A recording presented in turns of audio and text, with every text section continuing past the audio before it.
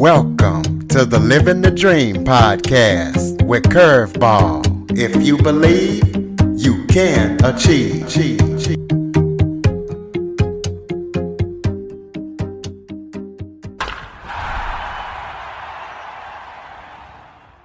Welcome to the Living the Dream with Curveball podcast, a show where I interview guests that teach, motivate, and inspire. Today, we're going to be talking about interpersonal communication as I'm joined by author and speaker Mario Wissa. Mario has dedicated 17 years to teaching people and organizations how to improve their interpersonal skills. So we're going to be talking to him about everything that he's up to and what he does. Mario sounds like he's having fun. So Mario, thank you for joining me today. Thank you so much for the introduction. I really appreciate it. You know, your introduction was really nice. It deserves that. Amazing. I appreciate it. Nice introduction. I'm very happy to be here. I'm excited to be doing this. Absolutely. Why don't you start off by telling everybody a little bit about yourself? Well, you did amazing introducing me. In the meantime, my name is Mario Wissa, and I actually currently live in Seattle, Washington, yet I do travel around. Like upcoming April, I'll be traveling to North Africa to do some speaking. I was born and raised in Egypt, and I moved to the US 25 years ago, simply to learn to speak English. Couple of decades forward, I have published 3 books. I'm working on my 4th one. And I'm traveling around the globe talking about the power of communication, how we use it for our advantage consciously and intentionally. All right. Well, what made you get started into doing what you do? This is my it. You know, we hear people talk a lot about, you need to pursue or find what your it is. Once you find your it, there's no turning back. And I heard this like over 20 years ago, and it seemed really intriguing to me because people who were talking about finding their it and applying it in their lives, they tend to be the most content, satisfied, and happy about how they spend their time and their lives. And that was a really interesting thing for me from the beginning. Also, from really young age, I realized that many conflicts that were happening around me, either between family or friends or coworkers. And I always felt that there was another way to handle these disagreements, conflict, misunderstanding. I knew there was a better way, but I don't know where or how. So went back to college, keep studying, and finally I came across communication. I'm like, communication is a key to pretty much fix all issues that we have. We just need to know how to use it intentionally. So the world needs it, and I'm here to offer it. And it's for me as well. Well, in your mind, what is your definition of communication?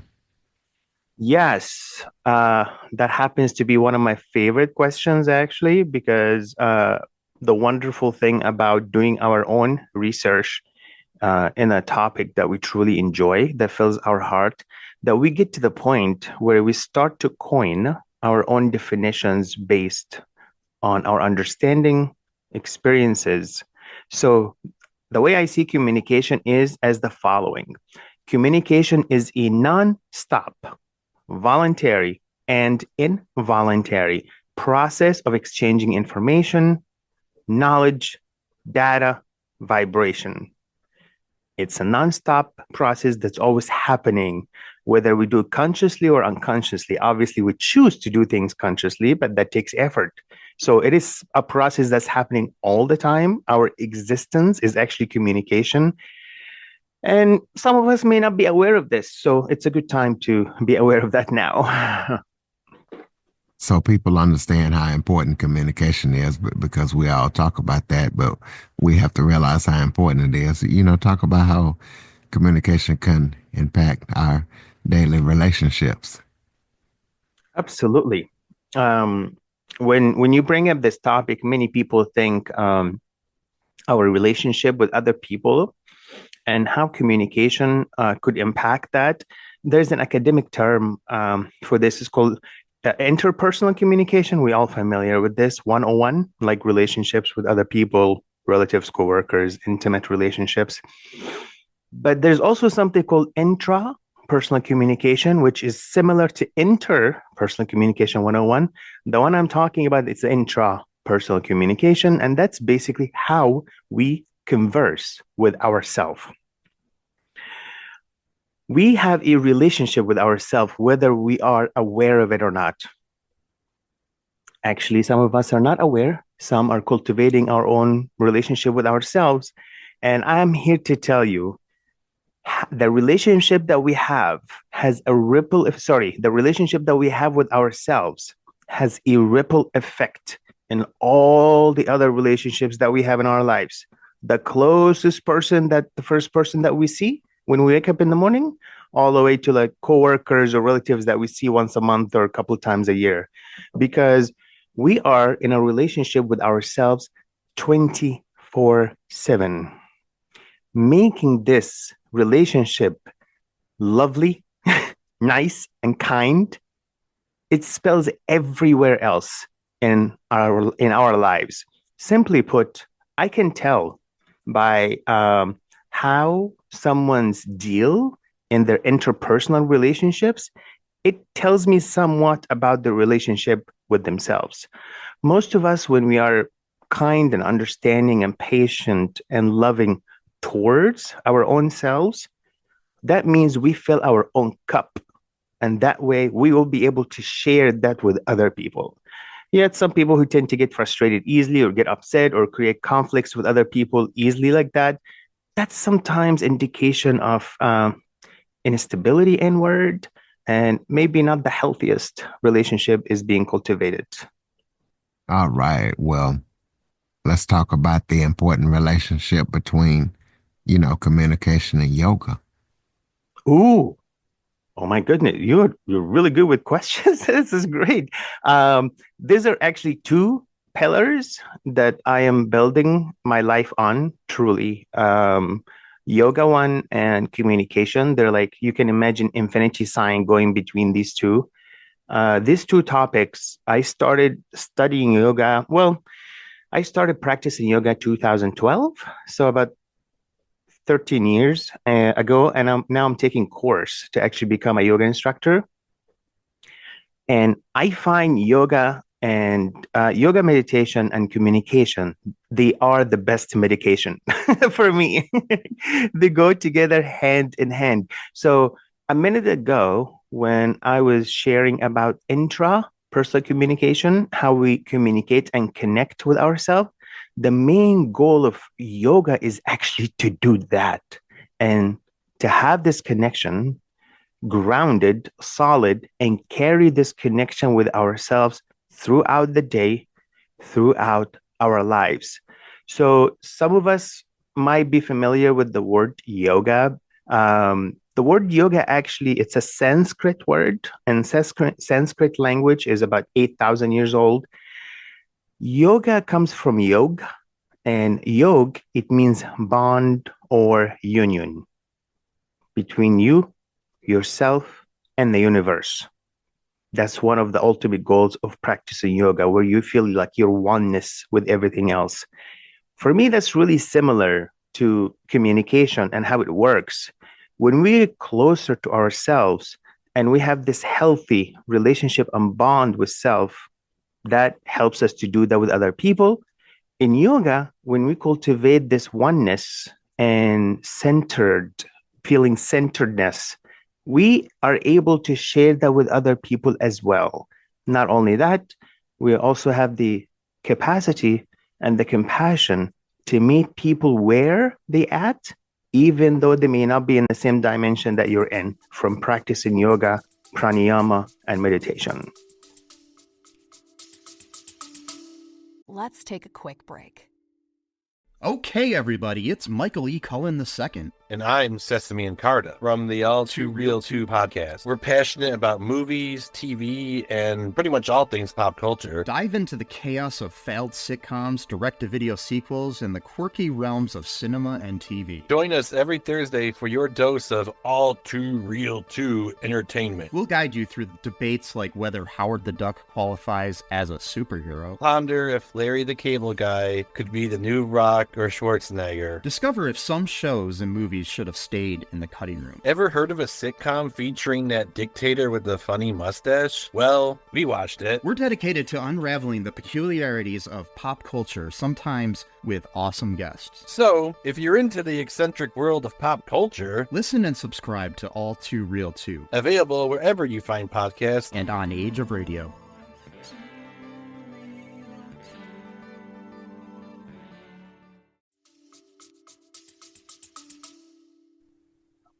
All right. Well, yoga and breathing.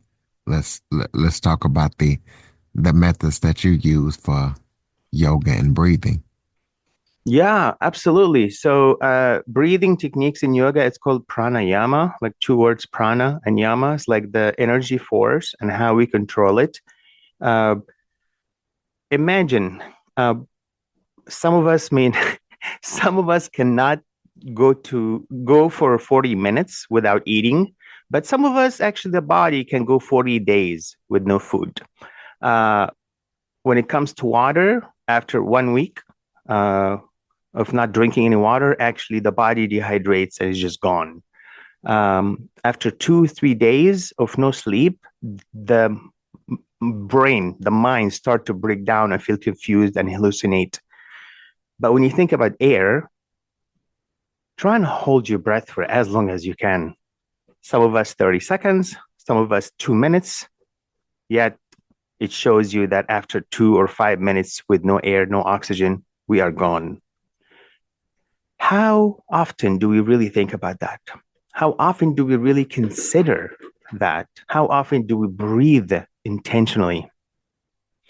So the interesting thing that I find in terms of like breathing, pranayama and yoga, but also communication, that if you really think about it for a second, as I'm speaking right now, and when you ask me a question, we only produce sounds when we exhale. If I was to try and speak and I'm inhaling, let me try and speak and inhale, the sound is not the same. I was trying to play that to see what it sounds like. So we need to be aware that exhaling is actually creating. And when we create words, and that fills a space. So I'm going to take, for the sake of this podcast right now, I'm going to take 3 seconds of silence with us right now. Then I'm going to say something after that. I'm going to count backwards. Well, in my mind, not loud. 3 seconds. After 3 seconds, I will speak a sentence.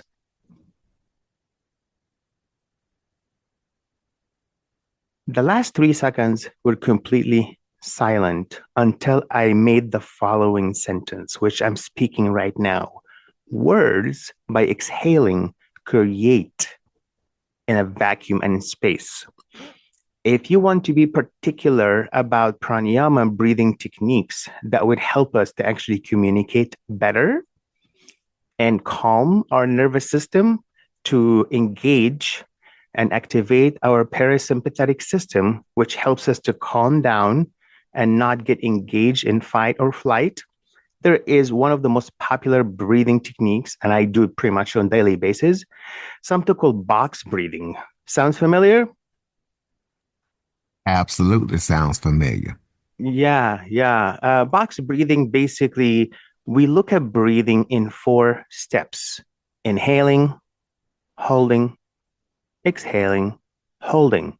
And for each step, hold breath. It's up to you, up to 4 seconds, 5 seconds. Some people like do 10 seconds. Let's just say 4 seconds. We inhale, counting 4, hold, counting 4, exhale, counting 4, hold, counting 4. That's 1 round. Doing this 3 to 5 times it is guaranteed to calm the nervous system and bring down the emotional mind and body, which is it's just how it works. Just that's how the body works. So that's how powerful breathing is, and it seeps in every aspect in our lives. Imagine if we practice pranayama for a few days, couple of weeks, and you become so good at it, and you handle conversations differently, and people see change in how you interact and respond and react. They go like, "Hey, I like how you respond to this. What's your secret?" And you can tell them, "I do box breathing once in the morning, once in the evening." And they'll be like, "What is that? Teach me." Well, let's talk about best practice tips that you have about improving communication between groups and even on a personal level.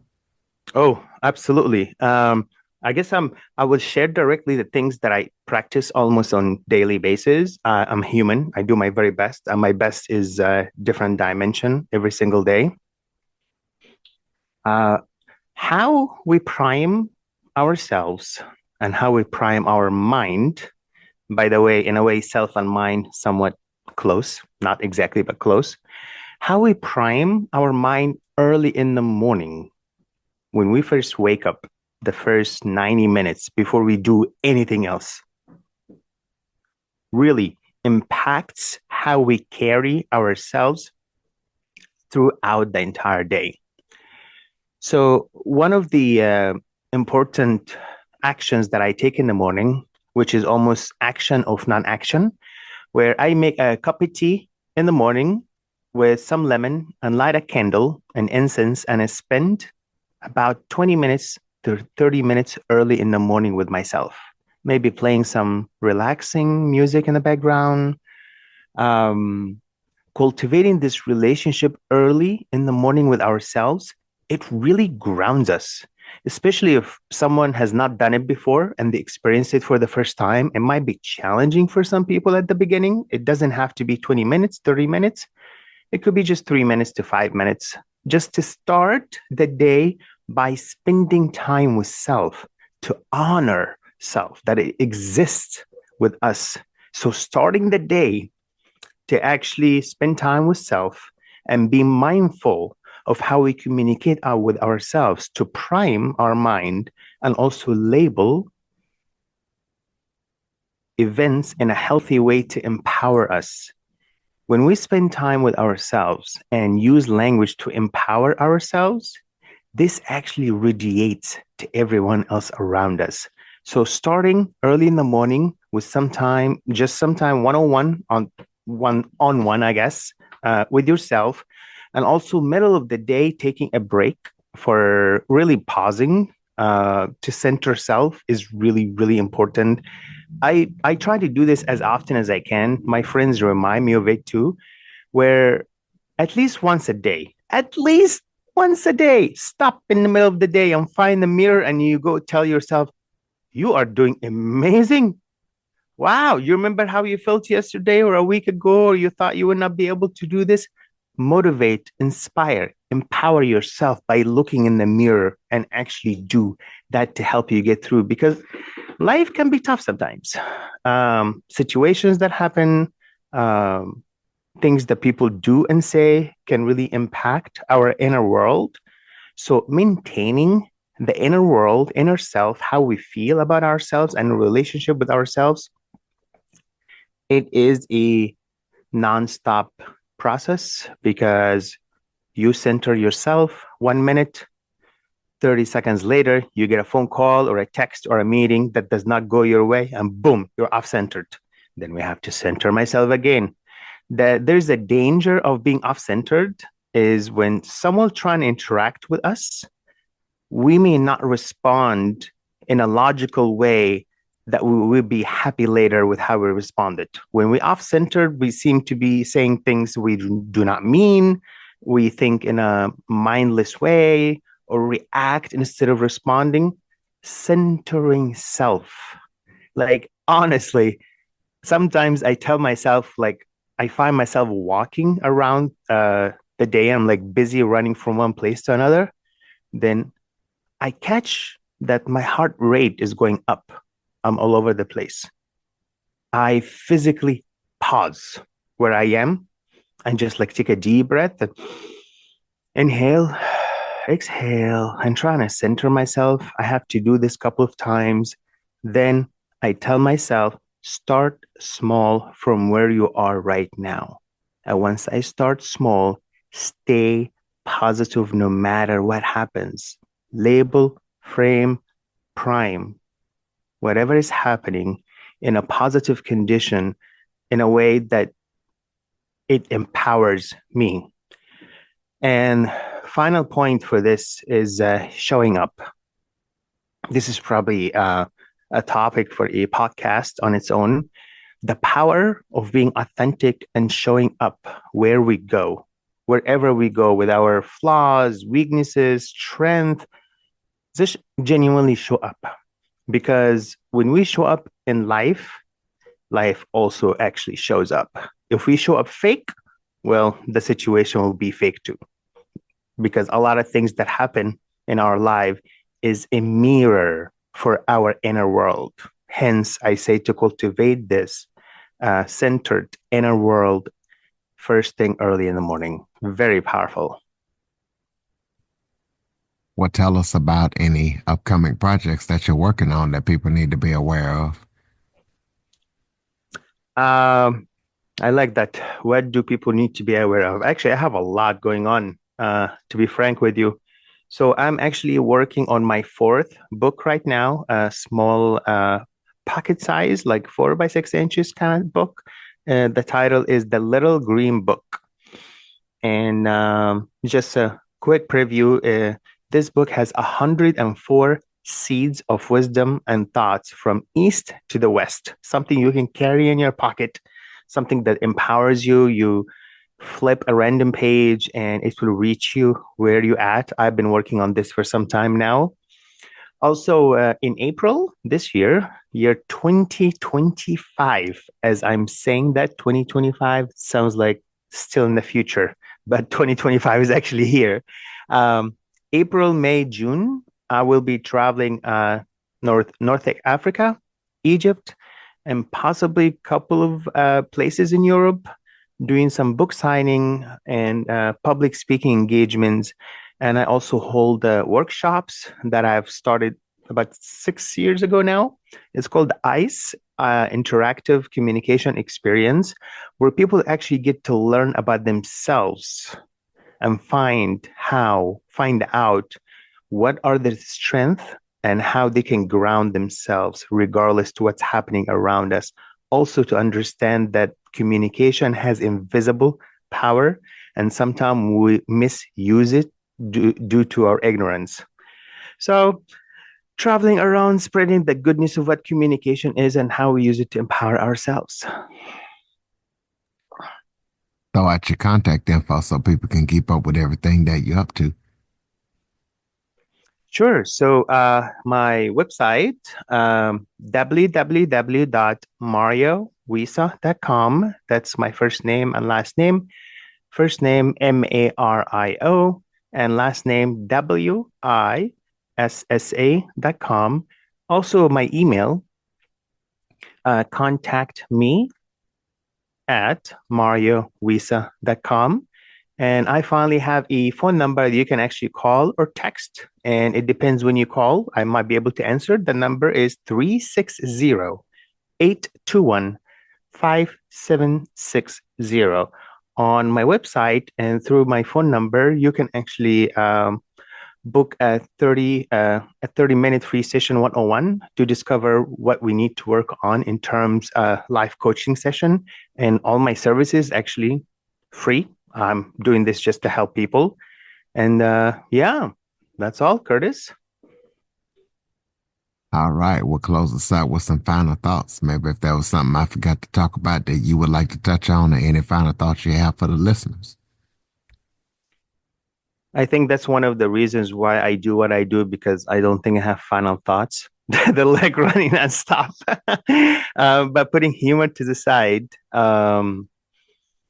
something I learned from my dad many years ago, and I'll try to share this wherever I go.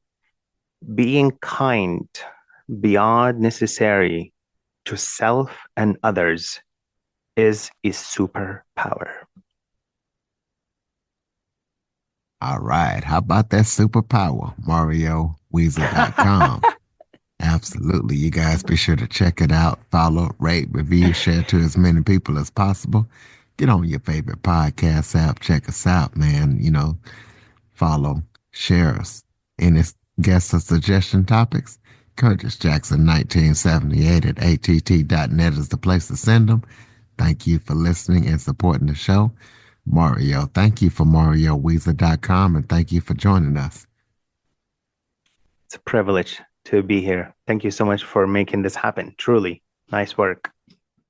For more information on the Living the Dream podcast, visit www.djcurveball.com. Until next time, stay focused on living the dream.